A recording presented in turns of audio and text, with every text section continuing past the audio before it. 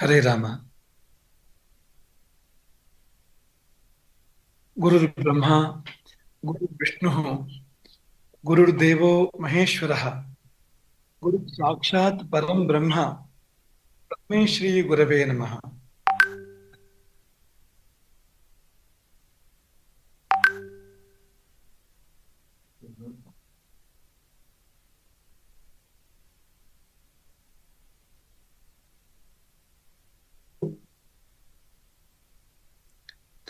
ಸ್ವರಾತ್ಮ ಗುರುಕುಲಕ್ಕೆ ಆಯಿತು 1 ವರ್ಷ.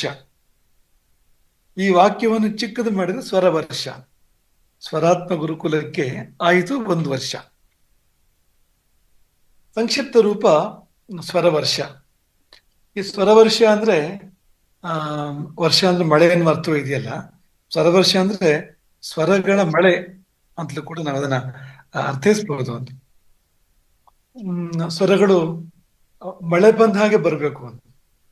ಹೀಗೆ ಮಳೆ ಮಳೆ ಅಂದ್ರೆ ಏನಂದ್ರೆ ತುಂಬಾ ಸಹಜವಾಗಿ ಬರುತ್ತದೆ.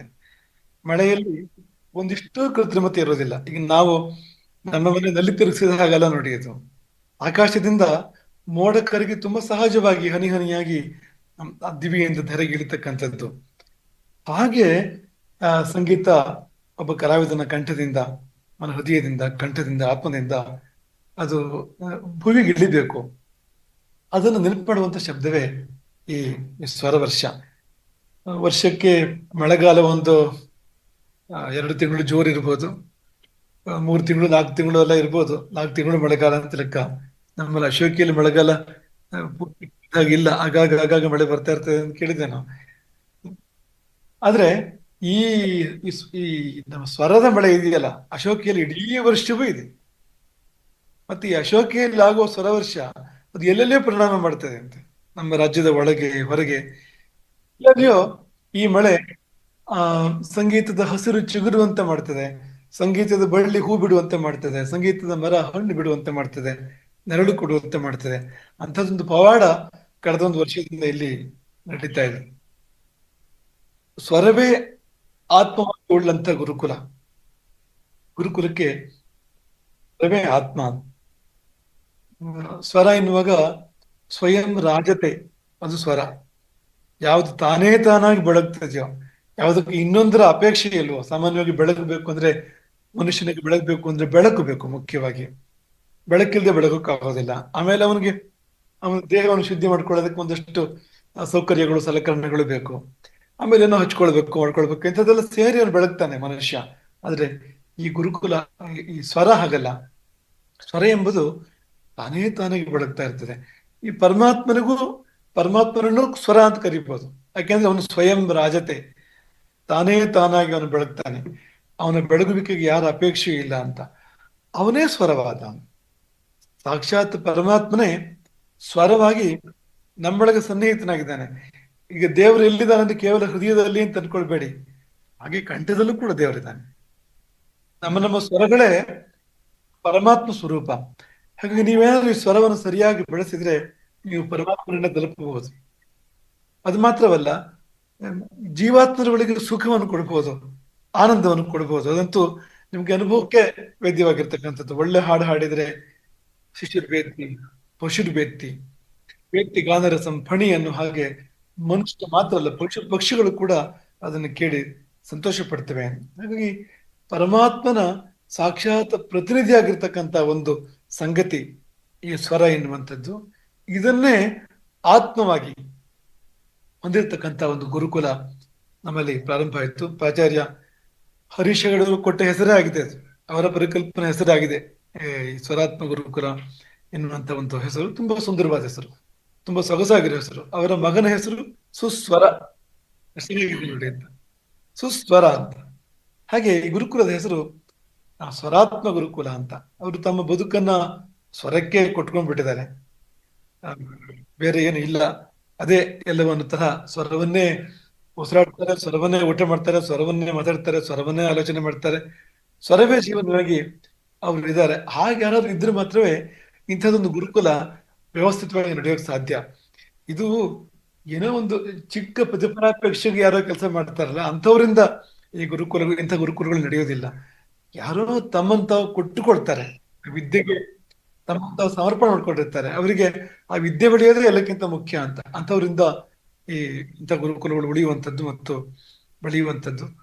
ಆ, ಸುದೈವವಶಾತ್ ನಮಗೆ ಕಳೆದ ಒಂದು ವರ್ಷದ ಹಿಂದೆ ಹರೀಶ್ ಹೆಗಡೆಯವರು ಲಭ್ಯ ಆದ್ರು ಈ ಗುರುಕುಲಕ್ಕೆ. ಒಂದು ಮಾತಿದೆ, ಮಹಾಭಾರತದ ಒಂದು ಮಾತು. ಧರ್ಮರಾಜನನ್ನು ಒಂದು ಪ್ರಶ್ನೆ ಕೇಳಲಾಗ್ತದೆ, ಶ್ರಾದ್ದ ಮಾಡೋದಕ್ಕೆ ಒಳ್ಳೆ ಕಾಲ ಯಾವುದು ಅಂತ. ಒಳ್ಳೆ ಬ್ರಾಹ್ಮಣ ಸಿಕ್ಕಿದಾಗ ಶ್ರಾದ್ದ ಮಾಡುವಂತ ಅವನು ಧರ್ಮರಾಜ ಹೇಳ್ತಾನೆ. ಹಾಗೆ ಒಂದು ಗುರುಕುಲ ಯಾವಾಗ ಪ್ರಾರಂಭ ಮಾಡಬೇಕು ಅಂದ್ರೆ, ಒಂದು ಒಳ್ಳೆ ಆಚಾರ್ಯ ಸಿಕ್ಕಿದ್ರೆ ಗುರುಕುಲ ಪ್ರಾರಂಭ ಮಾಡು. ಯಾವುದೇ ಆಗ್ಲಿ, ಸಂಗೀತವೇ ಆಗ್ಲಿ, ಜ್ಯೋತಿಷವೇ ಆಗ್ಲಿ, ಶಿಲ್ಪವೇ ಆಗ್ಲಿ, ಅಥವಾ ನಾಟ್ಯವೇ ಆಗ್ಲಿ, ಏನೇ ಆಗ್ಲಿ, ಒಬ್ಬ ಒಳ್ಳೆ ಆಚಾರ್ಯ ಸಿಕ್ಕಿದ್ರೆ ಒಂದು ಗುರುಕುಲವನ್ನ ಪ್ರಾರಂಭ ಮಾಡ್ಬೋದು ಅಂತ. ಹಾಗೆ ನಿಜವಾಗಿ ಇಂಥ ಎಲ್ಲ ಅನೇಕ ವಿದ್ಯೆಗಳು ಇಲ್ಲಿ ಕಲಿಸಲ್ಪಡಬೇಕು. ಈ ವಿಷ್ಣುಗುಪ್ತ ವಿಶ್ವವಿದ್ಯಾಪೀಠದ ಪರಿಕಲ್ಪನೆ ಅದು.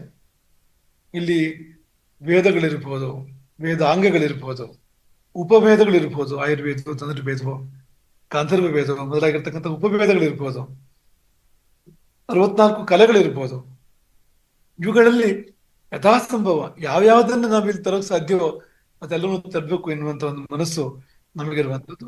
ಅದರ ಅಂಗವಾಗಿ ಈ ಸಂಗೀತ ಗುರುಕುಲ ಅಥವಾ ಈ ನಮ್ಮ ಈ ಸ್ವರಾತ್ಮ ಗುರುಕುಲ ಇಲ್ಲಿ ಆರಂಭವಾಗಿರುವಂತದ್ದು ತುಂಬಾ ಒಳ್ಳೆ ರೀತಿಯಿಂದ ನಡ್ಕೊಂಡು ಬರ್ತಾ ಇದೆ. ಅದು ತುಂಬಾ ಸಂತೋಷದ ವಿಷಯ. ಅದು ಇನ್ನೂ ಉತ್ತರತ್ರ ತುಂಬಾ ಶ್ರೇಯಸ್ಕರವಾಗಿ ಬೆಳಿಬೇಕು. ಎಲ್ಲ ಕಡೆ ಸ್ವರದ ಪಸರಿಸುವಿಕೆ ಉಂಟಾಗಬೇಕು. ನಮ್ಮ ಗುರುಕುಲ ಅದಕ್ಕೆ ಮಾಧ್ಯಮ ಆಗಬೇಕು. ಹಾಗೆ ಹಾರೈಸೋಣ. ಈ ಒಂದು ವರ್ಷದ ಸಂದರ್ಭದಲ್ಲಿ ವಾರ್ಷಿಕೋತ್ಸವದ ದೃಷ್ಟಿಯಿಂದ, ವಾರ್ಷಿಕೋತ್ಸವದ ರೂಪದಲ್ಲಿ ಒಂದು ಶಾಸ್ತ್ರೀಯ ಸಂಗೀತೋತ್ಸವವನ್ನ, ಪ್ರಥಮ ಶಾಸ್ತ್ರೀಯ ಸಂಗೀತೋತ್ಸವವನ್ನ ಇಲ್ಲಿ ನಡೆಸಲಾಗ್ತಾ ಇದೆ. ಪಂಡಿತ್ ಪರಮೇಶ್ವರ ಹೆಗಡೆಯವರು ಇದರ ಉದ್ಘಾಟನೆ ಮಾಡಿಕೊಟ್ಟಿದ್ದಾರೆ. ನಿನ್ನೆ ಅವರು ನಮ್ಮಲ್ಲಿಗೆ ಬಂದಿದ್ರು, ಸಂಸ್ಥಾನ ಇರುವಲ್ಲಿಗೆ ಬಂದು ಭೇಟಿ ಮಾಡಿ ಆಶೀರ್ವಾದ ತಗೊಂಡು ಅವ್ರು ಹೋಗಿದ್ದಾರೆ. ಹಾಗಾಗಿ ನಾವೇ ಅಲ್ಲಿ ಬಂದಾಗಿದೆ.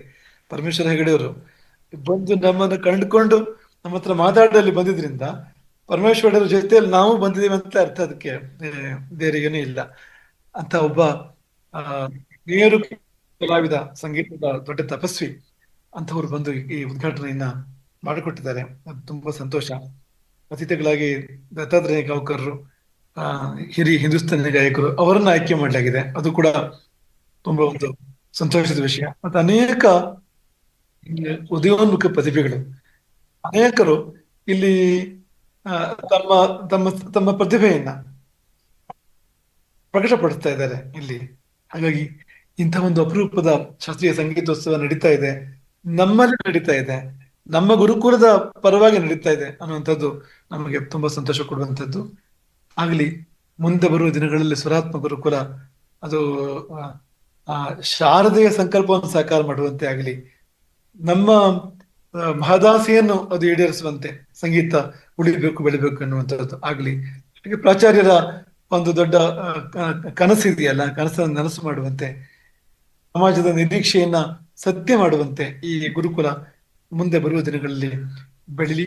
ಸಂಗೀತ ಈ ಸ್ವರ ಪಸರಿಸಿ ದುಃಖವನ್ನ ನೀಗಲಿ, ಸಮಾಜದ ದುಮ್ಮಾನವನ್ನ, ದುಗುಡವನ್ನ ನೀಗಲಿ, ಅಜ್ಞಾನವನ್ನ ನೀಗಲಿ, ಎಲ್ಲರಿಗೂ ಭಗವಂತ ಹತ್ತಿರವಾಗುವಂತೆ, ಎಲ್ಲರಿಗೂ ನೆಮ್ಮದಿ ಅವರಲ್ಲಿ ನಿತ್ಯ ನೆಲೆಸುವಂತೆ ಮಾಡಲಿ ಎಂಬುದಾಗಿ ಈ ಸಮಯದಲ್ಲಿ ನಾವು ಹಾರೈಸ್ತೇವೆ. ನಿಮ್ಗೆಲ್ಲರಿಗೂ ಇಲ್ಲಿ ಸೇರಿರ್ತಕ್ಕಂಥ ಸಮಸ್ತರಿಗೂ ಶುಭಾಶೀರ್ವಾದಗಳು. ಮತ್ತು ಮುಖ್ಯವಾಗಿ ಗುರುಕುಲದ ಬೆನ್ನೆಲುಬಾಗ ನಿಂತು ಕೆಲಸ ಮಾಡ್ತಾ ಇರ್ತಕ್ಕಂಥ ಎಲ್ಲ ನಮ್ಮ ಕಾರ್ಯಕರ್ತರಿಗೆ ಅಥವಾ ಆಚಾರ್ಯರಿಗೆ ವಿಶೇಷ ಆಶೀರ್ವಾದಗಳು. ಮಕ್ಕಳಂತೂ ಜೀವ.